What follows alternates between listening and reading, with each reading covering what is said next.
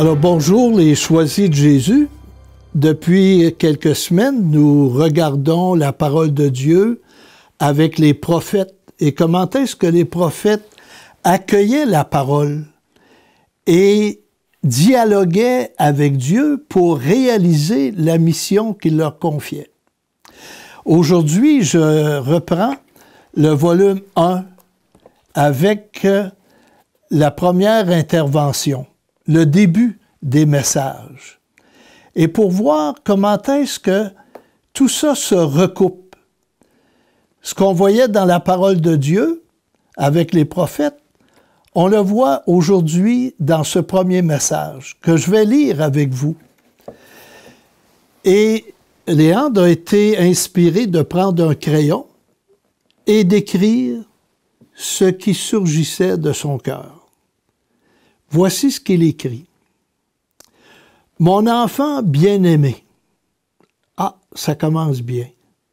Mon enfant, ça veut dire qu'il y a un père. Et l'enfant est bien-aimé de qui? Du père. Donc, c'est une histoire d'amour qui s'établit entre le père et l'enfant. Et l'enfant prend conscience qu'il est aimé. Et quand on est aimé, toute la vie s'ouvre et le bonheur est ressenti. Je continue.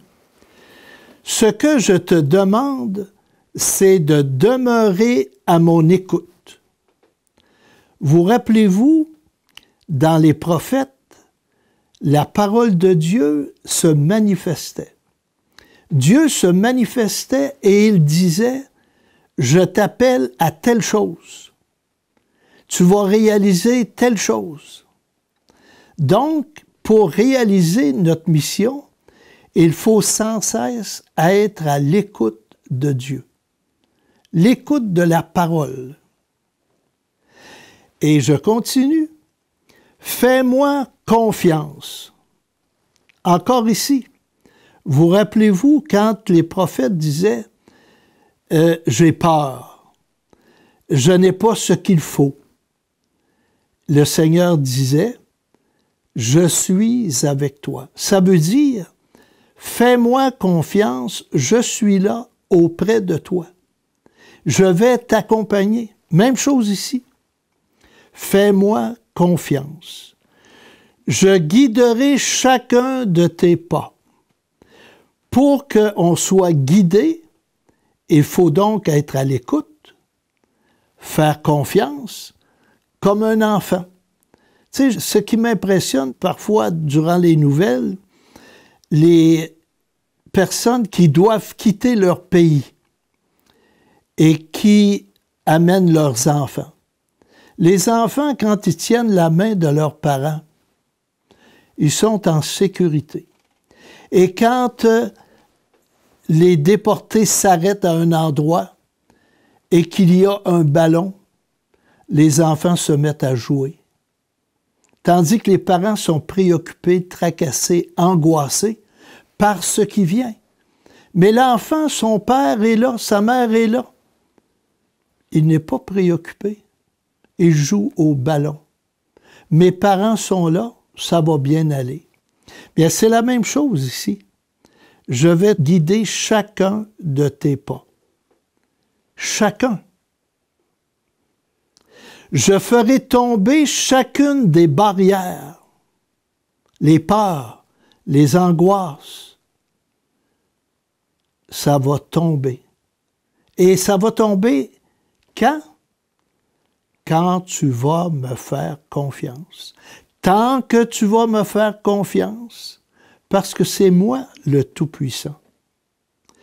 Je sais que toi, tu es trop petit pour bien comprendre ce que je te demande présentement. Dieu nous connaît. Il connaît nos limites, nos fragilités.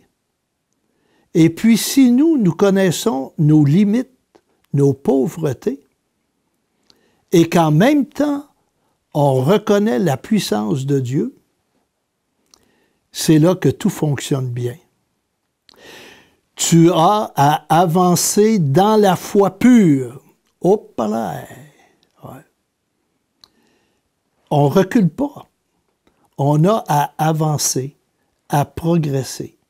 Et la foi pure, c'est reconnaître humblement que je ne peux rien sans Dieu. Et que tout avec lui est possible. C'est ça la foi. Ne pas craindre, avoir confiance en l'avenir malgré tout ce qui se passe. Et nous sommes dans une période actuellement très compliquée, angoissante, quand on regarde le monde avec ce qui se passe au niveau de la nature, les inondations, les volcans. Lorsqu'on regarde les divisions, les querelles, ça ne va pas bien dans notre monde. Et pourquoi? Parce qu'on n'écoute pas celui qui a créé le monde. On n'écoute pas Dieu. Même on le met de côté et par des lois même. Prenons au Québec. Hein? On veut mettre Dieu de côté. On est une province qui ne veut pas mettre à l'honneur, à l'avant-garde, la foi. La parole de Dieu, comme ça a déjà été. On veut vivre au niveau civil, point. Il ne faut pas se surprendre que quand on met Dieu de côté, qu'on commence à compliquer nos vies. Tu as à avancer dans la foi pure sans voir ni comprendre où je te dirige. Les projets de Dieu sont mystérieux. Et c'est quand on regarde en arrière qu'on dit que de chemin parcouru. Et j'ai bien fait de faire confiance à Dieu. Et parce que je lui ai fait confiance, je suis rendu où je suis et je suis dans le bonheur. Et si vous vous rappelez, dès le début, j'ai commencé par expliquer pour le bonheur des miens. Nous sommes créés pour être heureux aujourd'hui et pour l'éternité. Dieu ne nous a pas créés pour nous rendre malheureux. Et si on marche avec lui, comme j'ai dit, malgré les épreuves et les difficultés, il y a un bonheur de continuer la vie. Tu n'as qu'à te laisser guider. C'est peu ce que je te demande. Mais c'est peu, mais c'est gros. Parce que se laisser guider, c'est lâcher prise. Et on veut souvent contrôler. On veut souvent prendre les rênes. Alors que Dieu dit, laisse-moi te guider. Laisse-moi te montrer le chemin. Et prends ce chemin, je suis avec toi. Pourquoi trouves-tu cela difficile? C'est toujours ta tête, ta raison qui veut tout savoir et comprendre. Puis c'est vrai, on veut tout saisir, ne rien manquer, mais notre tête est limitée devant les grands projets de Dieu. Les pensées de Dieu ne sont pas nos pensées. Ses projets ne sont pas nos projets. Et c'est pour ça qu'on est sans cesse dépassé, parce qu'on a affaire à Dieu. Mais moi, je suis au niveau de ton cœur. Alors ta tête veut comprendre, ta tête veut savoir, mais ton cœur, c'est là que tout va se passer. Il faut que tu entres dans l'histoire de l'amour. Pourquoi? Parce que je suis amour. Mon nom, c'est amour.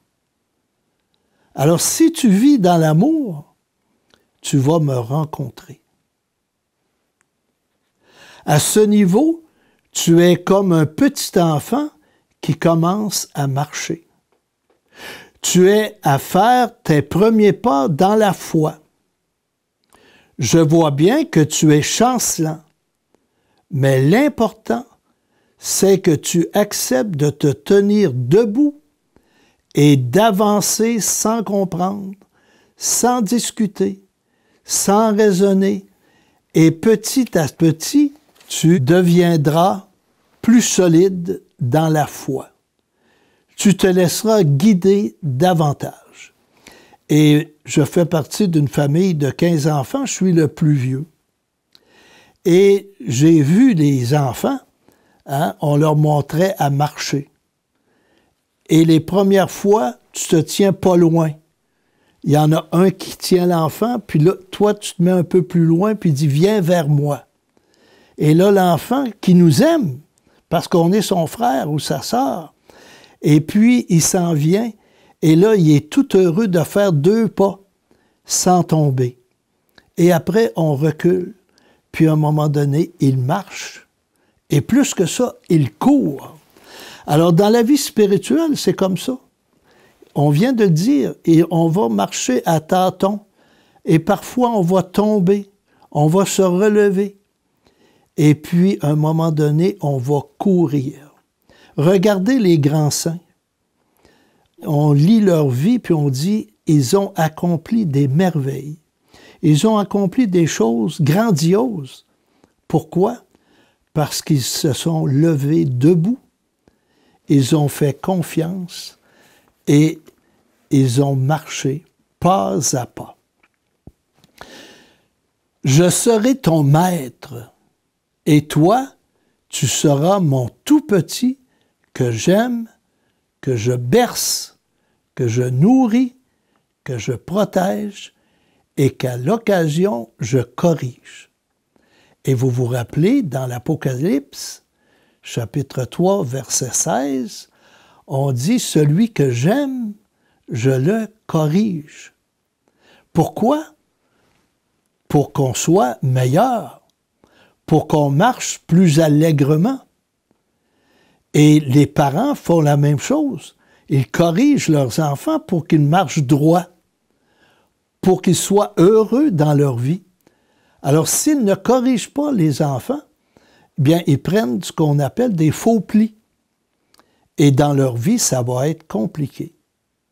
Alors, dès le début des volumes, pour le bonheur des miens, mais choisi Jésus, on dit, attends-toi à te faire corriger. Pas pour t'humilier, pas pour t'abaisser, mais pour que tu deviennes quelqu'un d'important. Tu sais, moi je suis parfait. Je veux te rendre parfait. Tel Père, tel Fils. De même que je suis parfait, vous aussi, vous êtes appelés à être parfait, nous dit la parole de Dieu. Alors, on le revoit ici. Et toi, qui n'y peux rien, tu n'as qu'à me laisser agir et me répéter tes oui.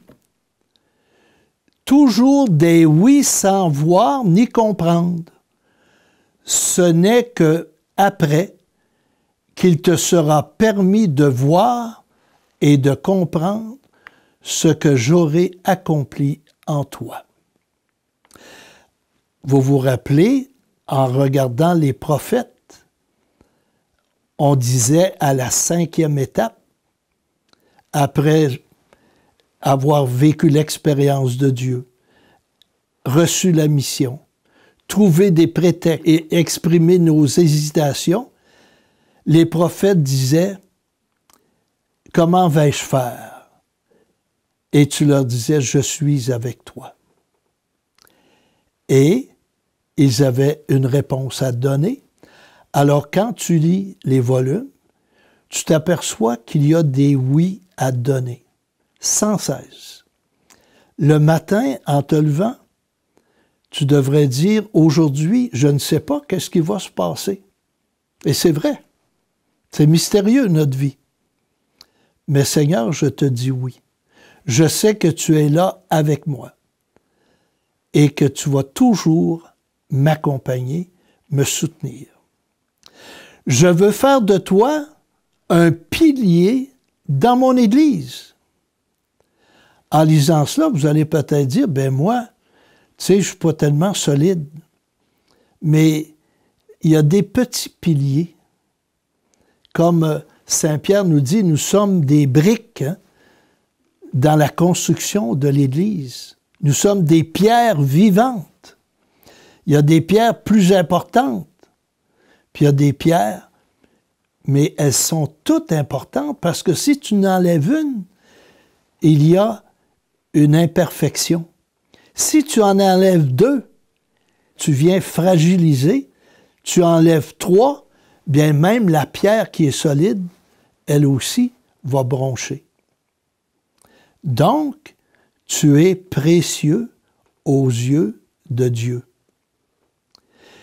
Tu te dois de descendre dans des profondeurs. C'est là où je suis. Viens dans le silence et je parlerai à ton cœur. Chers amis, en commençant à lire, puis tu sais, peut-être que vous l'avez déjà lu, et moi, je commence à relire les messages, à refaire la retraite de l'Horeb, je vous l'ai suggéré. Ça vaut la peine de retourner. Et quand on relit, on voit des choses qu'on n'a pas vues la première fois. C'est comme dans la parole de Dieu.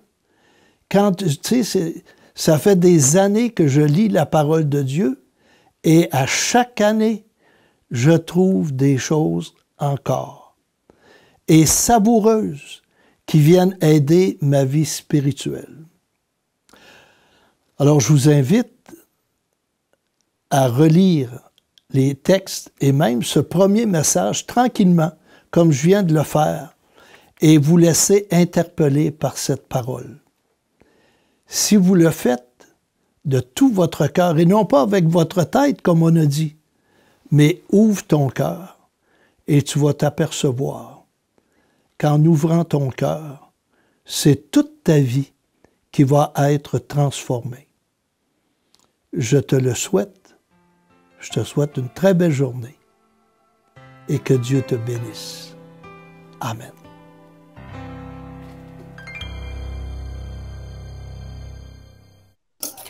Alors voilà, l'abbé Guy. Oui, Merci bonjour. pour ce très bel enseignement. Je vais vous mettre en prédominance. Donc, aujourd'hui, on a fait un survol de beaucoup d'aspects, en fait, mais mon Dieu, c'est toujours intéressant de vous écouter.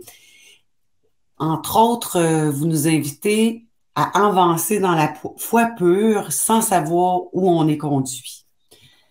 Puis que Dieu nous amène toujours à bon port. Exactement. Alors, je pense, quand Léandre a présenté son volume, le premier, et qu'il m'a partagé ses réflexions, c'est ce qui m'a touché, de voir toute la simplicité et en même temps la grandeur de Dieu. Et ce cheminement qu'il a fait, et nous le partage tout simplement. Et dire, regardez, qu'est-ce qui m'est arrivé? Est-ce que vous aimeriez vivre la même chose?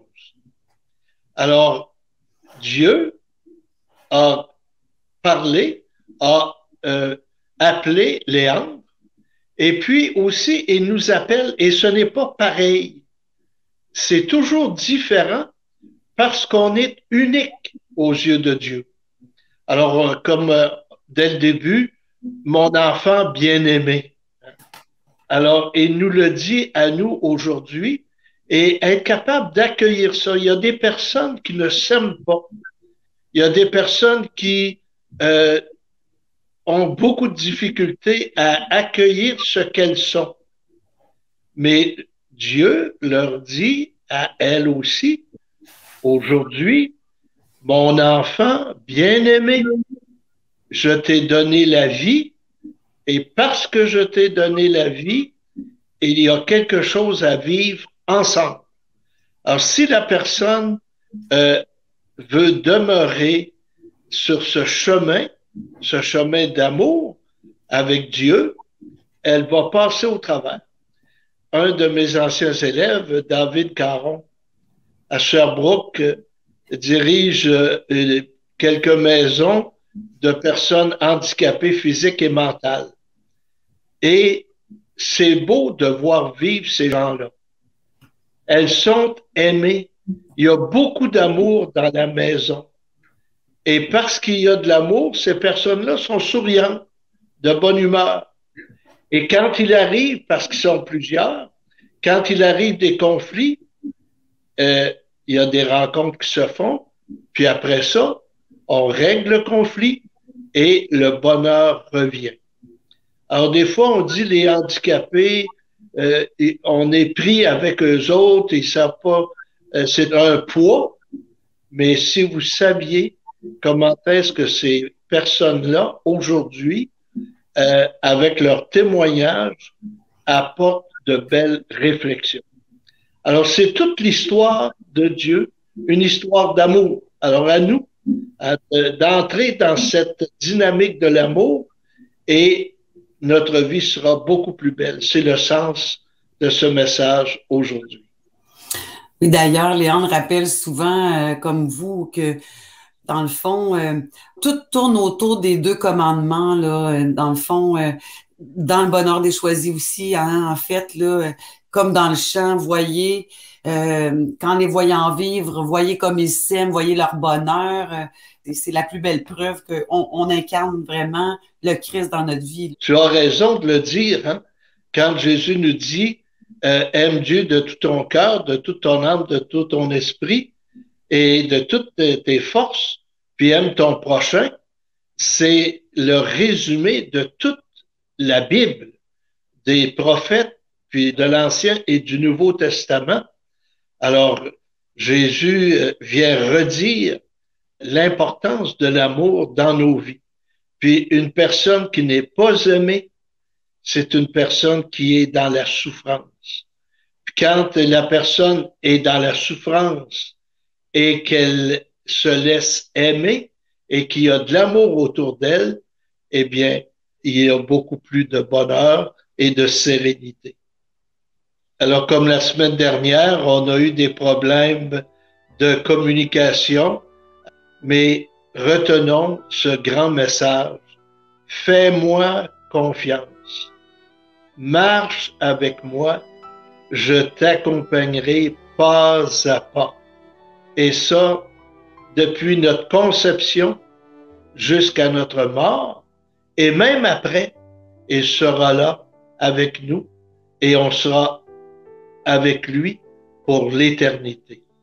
Alors, je vous souhaite une bonne semaine et je vous bénis au nom du Père et du Fils et du Saint-Esprit. Amen. Et je vous souhaite une très bonne semaine dans l'amour et la joie.